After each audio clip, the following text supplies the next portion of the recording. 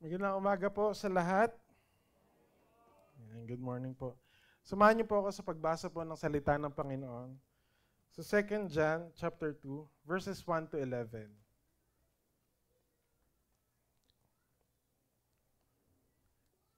John chapter 2, verses 1 to 11. Kung nakita na po natin, English man po, Tagalog, wala pong problema. Ano po yung preferred nyo na translation? Okay lang po. Samahan niyo po ako in John chapter 2 verses 1 to 11. Sabay-sabay po nating basahin in 1, 2, 3. The next day, there was a wedding celebration in the village of Cana in Galilee. Jesus' mother was there, and Jesus and his disciples were also invited to the celebration. The wine supply ran out during the festivities, so Jesus' mother told him, "They have no more wine." "Dear woman, that's not our problem," Jesus replied. "My time has not yet come."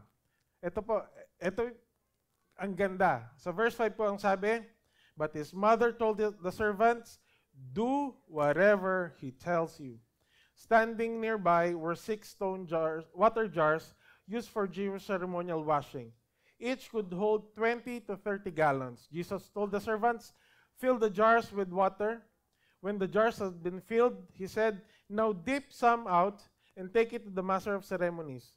So the servants followed his instructions.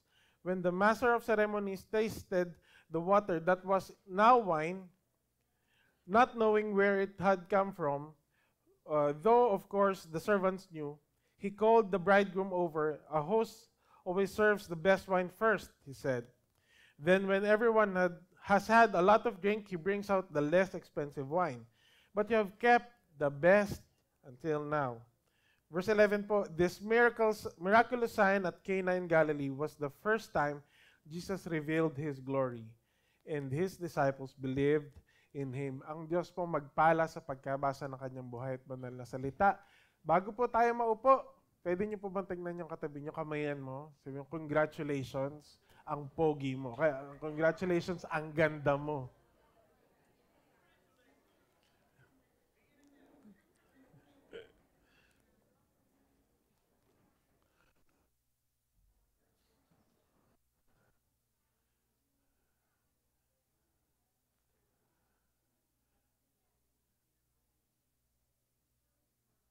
All my life po, nasa loob na po ako ng church. Bilang na bilang po sa daliri yung mga pagkakataon na hindi po ako umaten ng Sunday. Either po may sakit ako, or bagong circumcised po ako noon, tsaka po naka-confine ako. So parang 3-4 na beses pa lang po nakakamiss ako ng Sunday. Marami na din po ako natinan ng mga kasalan. Pero po, this year, kakaiba. Kasi, in the span of 3 weeks po, nakapag-officiate po ako ng 2 kasal. So, it's my privilege po, si La Teacher Rhea, tsaka po yung isa pong kapatiran from Paris po, sa North Sagaray, doon ko naman sila kinasal. Ay, hindi po si Teacher Rhea, tsaka yung kinasal Si Teacher Rhea po, tsaka si Sir Jolem, tapos po, yung taga-Paris po. Tapos po, during this wedding po, syempre, dinidiscuss ko po yung wedding in Cana. Pero alam niyo po, habang tinuturo ko po yung John chapter 2 sa kanila, ako mismo, nami-minister ako ng verse 5. Ano po sabi ng verse 5? But his mother told the servants, "Do whatever he tells you." Pwede niyo po bang tingnan yung katabi niyo? Sabihin niyo po, sige. Do whatever he tells you.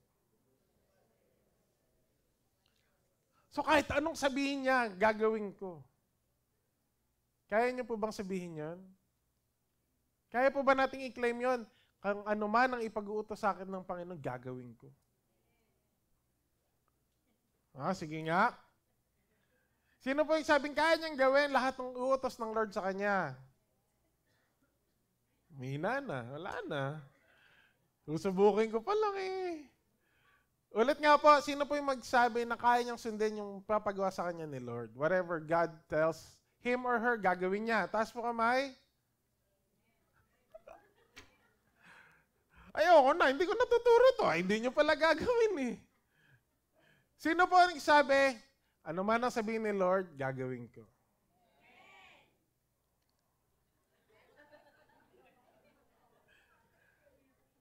Tingnan po natin. Ilang mga bagay po na makita natin po sa John chapter 2 verses 1 to 11. Bago po tayo mag-dive, let us pray. Lord, we thank you po for this wonderful morning that you have given us. Lord, it's such a blessing, Panginoon, na ikaw po, Panginoon, na may lalang ng langit at ng lupa, Panginoon, is concerned with us. And we know and we feel it, Panginoon, that you love us so much. Hayaan mo po, Panginoon, na kayo po yung pamagitna sa aming pong pag-aaral ng inyong pong salita. Masalo namin yung mga bagay na gusto mo pong masalo namin upang magamit namin yon sa paglakad sa harapan mo. Panginoon, maraming pong salamat sa pangalan ni Jesus. Amen and amen. Ilang mga bagay po na makikita natin sa John chapter 2 verses 1 to 11. Una po, yung pong petition ni Mary. So, nagkaubusan na ng ng wine. So, kung sa Pinoy po yan, sa Pinoy context, kinakasal po, may kinakasal, tapos biglang lalapit sa bride, o kaya sa groom yung nasa catering. Sabi niya, boss, wala na tayo kanin. Tapos marami pang di kumakain. Ano pa gagawin nyo? Wala nang kanin. Pero sa kanila po, wine yung importante. It's a long celebration po. Weeks pa po yung iba.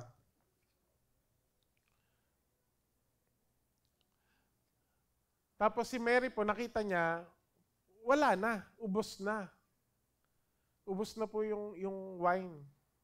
So sinabi niya, pumunta siya kay Jesus, sabi niya, the wine supply ran out during the festivities. So Jesus' mother told him, Jesus, they have no more wine.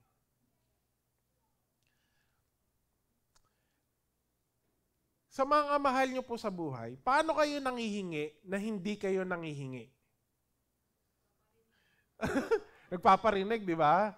Ayun. Yung iba po, bubuksan na yung Shopee. Maganda ba? Hindi, add to cart ko lang to. Wala pa akong pambili. May kakilala po kayong ganon? I-screenshot pa tapos send. Ano tingin mo? Ano kaya maganda dito? Tsaka na-add to cart ko na lang muna. Si Mary po, nasimplihan niya si Jesus di ba? Parang, they have no more wine. Pwede sabihin ni Jesus, o bakit? Anong gagawin ko? Pwede pong sabihin ni Mary, bakit may sinabi akong may gawin ka? Sinabi ko bang magbigay ka ng wine? Sinabi ko bang bumili kayo ng wine? Enjoy mga disciples mo, sinabi ko bang utusan mo sila? Sinasabi ko lang, wala, ubus na.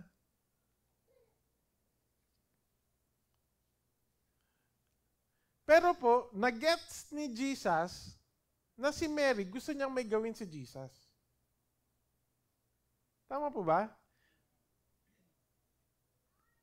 Bakit po? Alam niyo po yung secret? Relationship.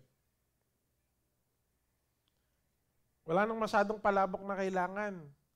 Wala nang masyadong paliwanagan. Kasi they have this relationship, mother and son. Kaya, isang sabi pa lang po ni Mary, alam na ni Jesus yung ini-imply niya. Kaya po nag-retort si Jesus, dear woman, Nay, di natin problema yan. Ikaw ba may pakasal? Di natin problema yan. Hindi ko pa oras. Kung Pinoy po si Mary, sabi niya, hindi mo pa oras, di mo pa oras. Ako nga, dalaga pa ako nung nabuntis ako Anong di oras? Di po ba? 9 na buwan, ganun. Tapos sabi mo, di pa oras. Pero walang ganun, di po ba? Bakit? There's this relationship. Nung sinabi ni Jesus, my time has not yet come. Ano pa sabi ni Mary? Sinagot niya po ba si Jesus? Hindi, di po ba? Ang sabi niya, lumingon siya dun sa mga servant, sa mga nasa catering. Basta gawin niyo kung sasabihin niya. And this is a wonderful relationship po, no?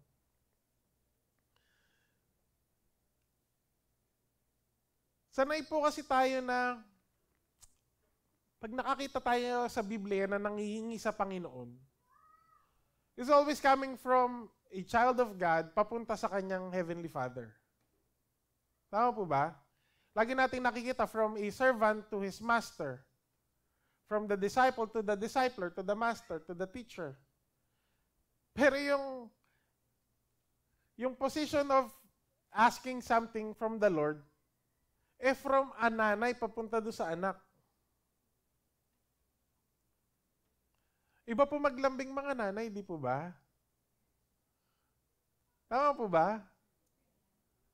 Yung anak, kung manghingi yun, wagas di ba?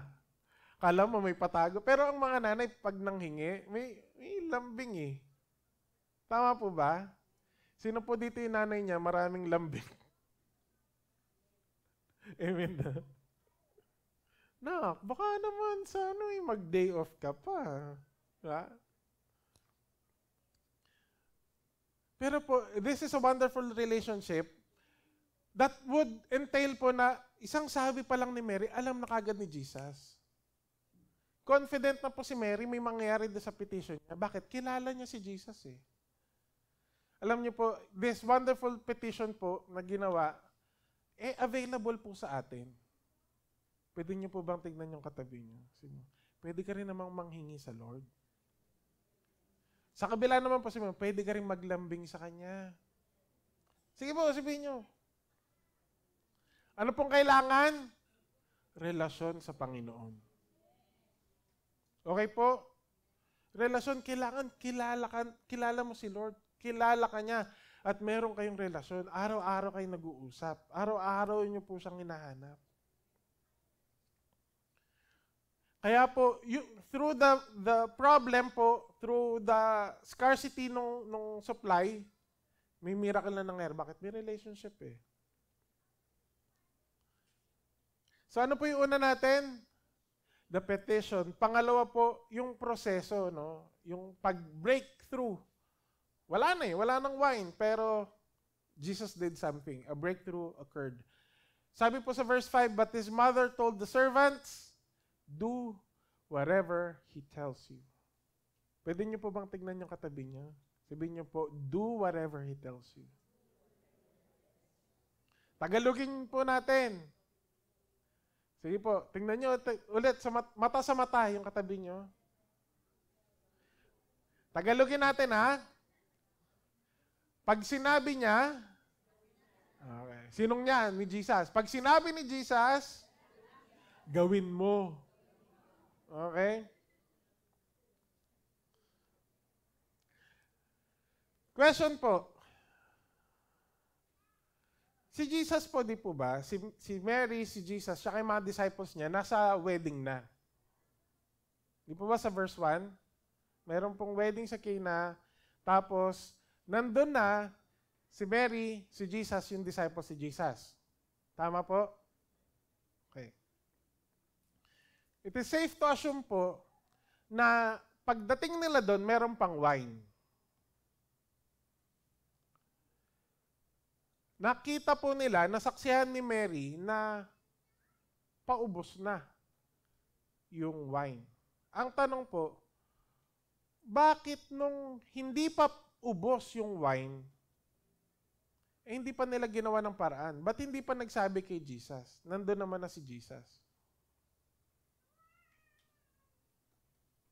Total, hingi naman din tayo sa Lord. Bakit kailangan yung ubos pa bago siya gumalaw? Pwede naman dun sa may konti pang tira. Tama po ba? Sa amin po ganun siyempre pag may sakit po yung bata, may stock kami na paracetamol. Pag paubos pa lang yon, bibili na. Di po ba? Bakit po ito? Paubos na yung wine, wala pang ginagawa yung mga tao. Tapos, ba't inantay pa nilang maubos, tsaka sila lalapit kay Jesus?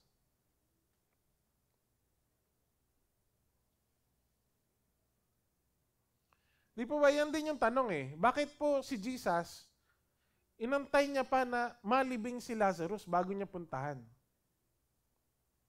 Pwede naman nung may sakit lang, nung malatang malata pa lang.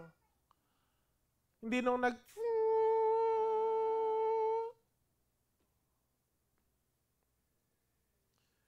Kakaiba po yung timing ni Jesus, di po ba? Bakit po kaya? Pero basically po, God can make something that is lacking, kulang, o paubos na, into unlimited. Ulitin ko po God can make something that is lacking, kulang, o kaya depleting na, paubos na, into an unlimited supply. Di po kayo naniniwala. Yung konting sahod nyo po, yung paubos ng pera sa wallet nyo, kaya pong dagdagan ni Lord yun. O bakit mo sa wallet nyo na? May na. Tingnan nyo po yung sa sa 1 Kings 17. Ito po, si Elijah po, may nakita siyang babae, di po ba, na konti na lang yung supply nila. Sabi niya sa babae, Manang, sabi ni Lord, pagluto mo daw ako tinapay. Sabi niya, sir, wala na, konti na lang yung supply namin, mauubos na, kakainin namin, tapos deads na kami ng anak ko. Ano po sabi niya? Hindi, pagluto mo muna ako. Nung sumunod po yung babae, isang dakot na lang po yung harina niya, tapos konting patak ng mantika. Sumunod po yung babae. Nagulat siya, may natira pa. Sa verse 14 po, For this is what the Lord, the God of Israel says, the jar of flour will not be used up, hindi mauubos. The jug of oil will not run dry until the day of the Lord sends rain on the land. Isang dakot, konting patak ng mantika. Pero dahil pinagamit pa rin yun sa kaharian, basically, pinakain po yung lingkod ng Diyos, hindi naubos yung kakarampot na supply. Sino po naniniwala? Kayang gawin din ni Jesus yun dun sa wedding in Cana. Yung paubos pa lang, no? Sabi niya, o sige, tagilid nyo, tsaka kayo sumalok, hindi mauubos. Kaya bang gawin ni Jesus? Of course. Pero bakit po hinayaan pa na maubos yung wine? Kasi zip, dry, nada. Why? Kasi po subok na natin ng Lord, doon sa konti, kaya niyang paramihin. Tama po ba? Subok na natin si Lord. Ang marami po sa atin, nag-aalala pag wala. Pag simot. Po ba? Pag nagagasgas nyo na yung lagayan nyo ng bigas, ang galing pa naman po, di ba? Kung kailan walang laman yung wallet mo, tsaka dadating yung bill ng Meralco. Di ba parang nananadya na, titingnan ka muna, ay, ubos na. Pag sarado mo ng wallet mo, bill ho. Marami sa atin, komportable lang tayo. God can do miraculous things. God can multiply yung meron tayong konti. Pero dun sa wala na, minsan marami sa atin nagpapanik pa. Pero alam niyo po, God would remind us, dun nga sa wala nalikha ko ang lahat. In the beginning, ito ba wala? Pero may ginawa siya. Sa iyo pa kaya? Sa buhay mo pa kaya? And then when Mary told the servants, do whatever he tells, yun po yung pinaka-key sa breakthrough Di po ba? Pwede yung mga servants, bakit? Ikaw ba di naman ikaw may pakasal, di ba? Guess ka lang. Pero yung mga servants, because, tight situation na. Sige po, desperado na po kami. Sige po, sunod kami. Madali po ba sundin ang utos ng Panginoon? Hindi po. But is it worthy? Yes naman. Sulit po bang sumunod sa Lord? Oo naman. Is it always logical po to follow Jesus? Hindi. Di po ba? Yung konti mo, sabihin ng Lord, ibigay mo na yan. Yung taong yung kinainisan mo, sabihin ng Lord, batiin mo ng happy birthday.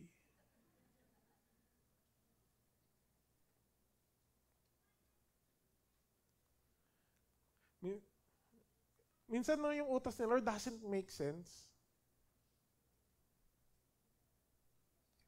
Pero alam niyo po, si Lord naman cannot be limited by our ways and our knowledge. May gagawin siya. Alam niya yung ginagawa niya, alam niya yung inutos niya po sa atin. Si Abraham po, di po ba? Hindi pa siya Abraham. Si Abraham pa lang. Sabi ng Lord sa kanya, umalis ka sa lupain mo. Komportable na ako dito eh. Sino ka ba? Hindi nga kita Diyos eh. Hindi pa po siya believer ni God. Hindi pa believer ni Yahweh. Pagan pa siya, pero kinausap siya ni Lord. Sabi ng Lord sa kanya, umalis ka dyan. Tingnan niyo po yung process, no? Sa verse, Genesis 12:1 and 2. Leave your native country, your relatives, and your father's family. Iwan mo lahat. Iwan mo yung comfort zone mo. And go to the land that I will show you. Isipin niyo po, no, sasabihin sa'yo ng nanay mo, Nak, laging puno ang ref natin. Hindi ka nagbabayad ng kuryente, may wifi dito, malakas ang aircon mo, pero umalis ka na sa bahay na to. Kung kayo po yung anak, ano gagawin niyo? Ano ginawa ko sa'yo, mami? Pero ito po, ang sabihin ni Lord, sinabi kay Abraham po, alis ka na dyan. Tapos yung proseso, pag sumunod ka, I will make you into a great nation. Diyan, anak ka lang ng tatay mo. Pag sumunod ka sa akin, ito yung process. No? Pag umalis ka dyan, I will make you into a great nation. I will bless you and make you famous. And you will be a blessing to others. Diyan sa lugar na yan, ikaw nabibless. Okay. Diyan sa lugar na yan, ikaw komportable. Pero pag sumunod ka sa akin, magiging blessing ka sa iba.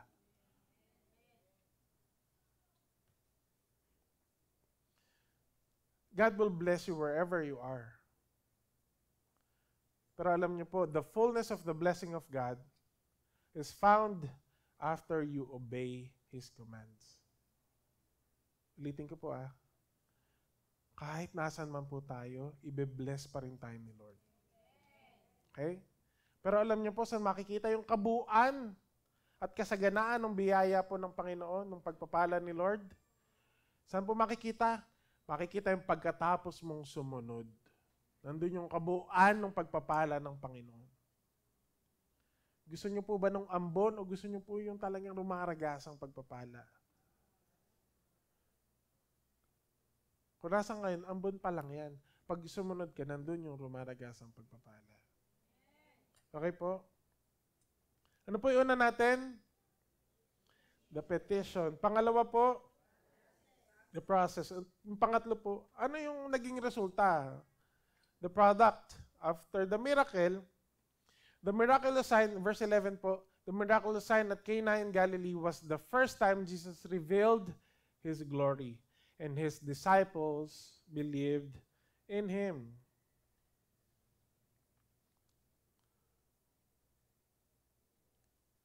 Yung pong problema, natugunan.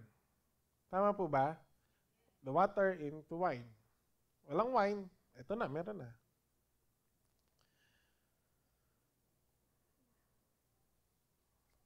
Lahat po nasaksihan na at nakinabang doon sa pagpapala. Tama po ba? At natikman, sarap na ito ayos to.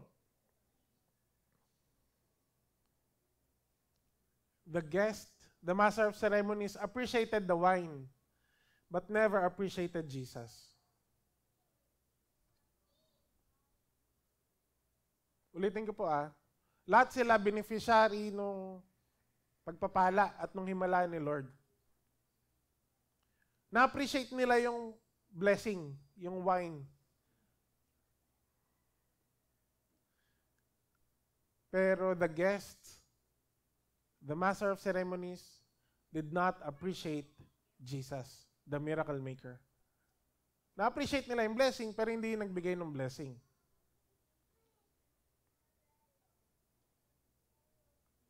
Sino lang po yung naka-appreciate kay Jesus sa ginawa niya? Yung disciples.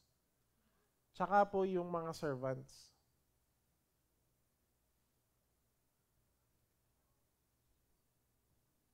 Pwede pala yun, no? Pinagpala ka ng gusto, pero hindi mo na-gets na galing sa Lord yun. Nakain mo na yung biyaya, natulugan mo na yung biyaya,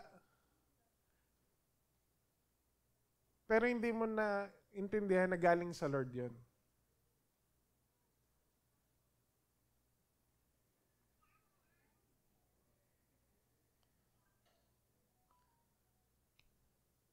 Ano pong difference nung mga guest at nung pong mga disciples at servant?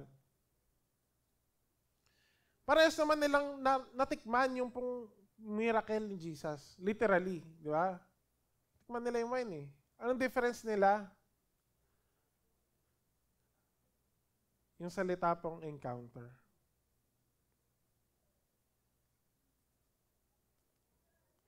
Kasi nakatagpo nila si Jesus.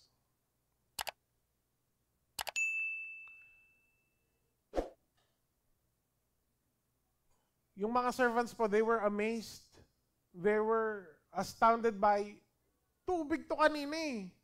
Tapos pong matindi, hindi mga ano po, no? Hindi po wine vase yung pong ginamit sa paggawa po ng wine. Alam niyo po saan nilagay? Sa mga tapayan. Tapos yung tapayan po na yon, ay hindi na alam ng iba yung tapayan eh.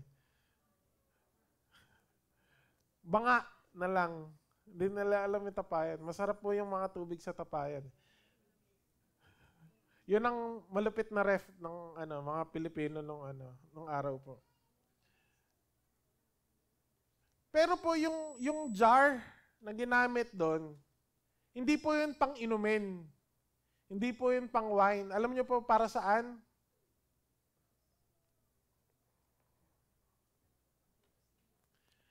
Sa kultura po nila, di ba, wala namang, wala pa namang sasakyan, wala pang kotse. Ang sasakyan po nila, karwahe. Mas madalas po, beach walk lang. Di syempre po doon, pag naglalakad ka sa desert, naglalakad ka sa kalsada,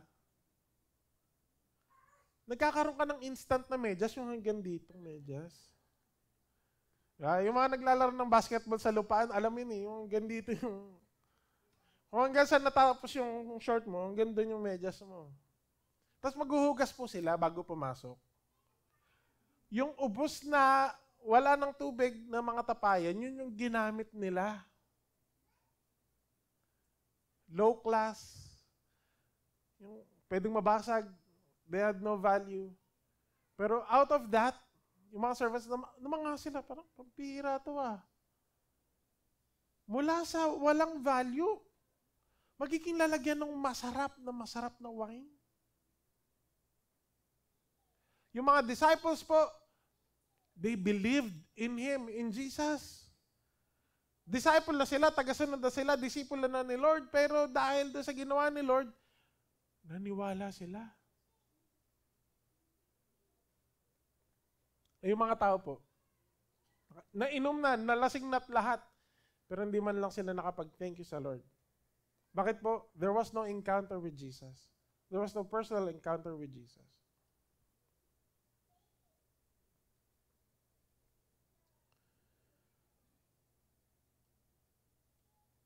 Sabi po ng isang artista sa isang podcast po, gulat ako eh. Sabi niya, talino po eh, matalino yung action star na to. Sabi niya, the more you know, the more you can know.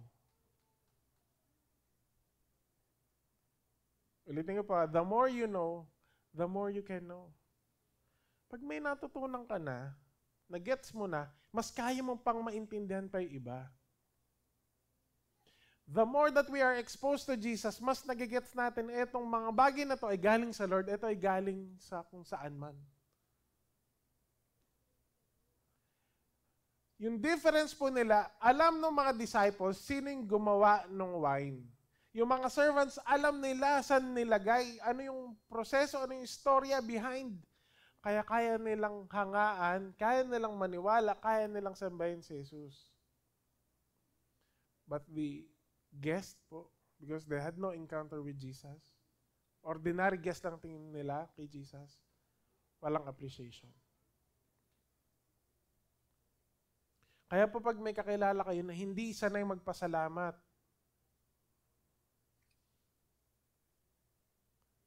panay reklamo lang, panay kulang. Ano pong mali? Baka walang encounter sa Lord.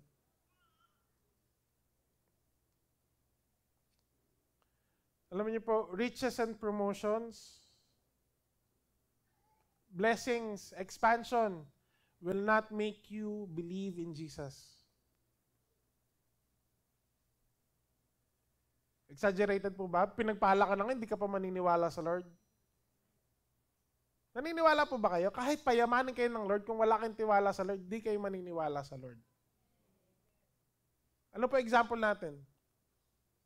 Sa Luke 16 po, namatay si Lazarus saka yung mayaman. Yung isa po, nasa Hades. Tapos si Lazarus po, nasa tabi ni Abraham. Yung isa, tormented na. Tapos ito pong si Lazarus, chillax lang. Ano po sabi nung mayaman? Boss, painom naman oh. Mainit dito. Hindi pwede. Hindi kami makakapunta dyan. Hindi kayo makapunta dito. Tapos parang last resort na, Boss, Abraham, God, sino ka man, nandiyan ka? Pwede ba buhayin mo ulit si Lazarus, tapos balaan niya yung mga kapatid ko? Ano po sabi sa verse 16? But Abraham said, if they won't listen to Moses and the prophets, ito po, no? They won't be persuaded even if someone rises from the dead. Pambira, patay na, nalibing na, tapos biglang nabuhay, sabihin, merong impyerno at saka langit. Sabi po na Abraham, kahit ganon, hindi maniniwala yung mga tao na yan. The greatest of the greats, no? Pag binuhay ni Lord yan, hindi pa rin maniniwala iba. Ano pong kailangan? Encounter. Appreciation of what God does to our lives, kailangan po nun ng encounter para ma-appreciate mo. We will miss a lot of blessings and revelations po pag hindi natin na-encounter ang Lord. Pag hindi natin na-establish yung pong frequent na relationship sa Kanya.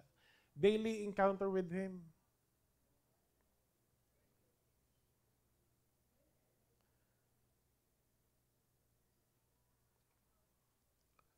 Sipin niyo po, no? God paved the way for us to have life and its fullness. Ginawa po niya sa krus ng Kalbaryo. Ang gagawin lang po natin para ma-enjoy yun? Wala. Hanapin siya araw-araw. Di ba? Dali na nga po yung part natin eh. Without that encounter po, mahirapan tayong appreciate yung mga bagay na ginagawa ng Lord para sa atin. Tingnan nyo nga po yung katabi nyo. Sige po, tingnan nyo. Kalabitin nyo po kung ayaw tumingin sa inyo. Bilingin nyo yung mukha kung ayaw talaga tumingin. Paharapin nyo po sa inyo, mata sa mata. Sabihin nyo, pala thank you ka ba?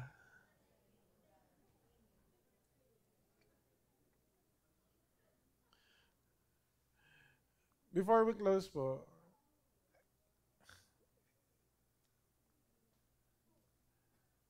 marami po sa atin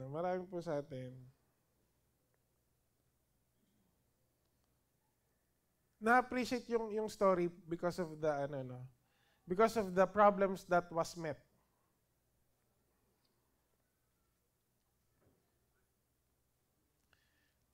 Lagi po sa example kasi bakit? unang miracle ni Jesus eh. May pangangailangan tinugunan in a very mind-blowing way.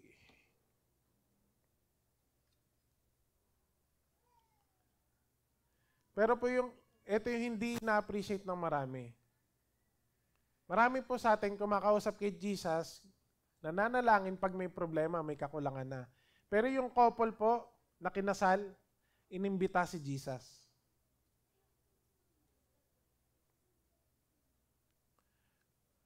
Iniimbitahan mo lang ba si Lord sa buhay mo? Kinakausap mo lang ba si Jesus, ang Panginoon natin, pag may problema ka?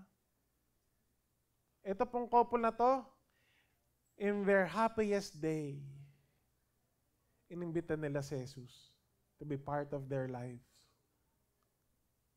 Wag lang po natin kausapin si Jesus pagka tayo may kulang o malungkot. Kahit dun sa masaya, imbitahan natin ang Panginoon. Okay po? Okay po? Kung bihira, kapag ka may patay, may service. Pagka birthday nyo, inuman. Abay, bakit?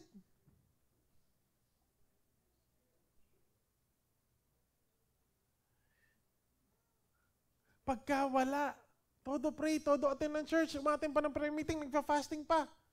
Pag dumating na ang biyaya, tsaka na. Imbitahan din po natin si Jesus sa buhay natin, even in our happiest days. Huwag lang po doon sa may kakulangan tayo, may pangangailangan tayo. Amen po ba? Sino po ba sa atin yung gustong kausap lang siya ng kaibigan natin pag may problema? Mars! Mars! Di ba ang sarap nung... Mars, punta ako dyan. Dala ko ng paella. Parang gano'n. Wala lang. Bisitahin lang kita. Ano gusto mo? Nandito na ako sa drive-thru ng Starbucks eh. Ano gusto mo? Di bumili ka, Mars. Ang sarap po nung damay ka sa masaya din. Ang tawag po doon, yun yung tunay na relationship. Hindi ka lang pagkailangan tsaka ka hinahanap. Okay po?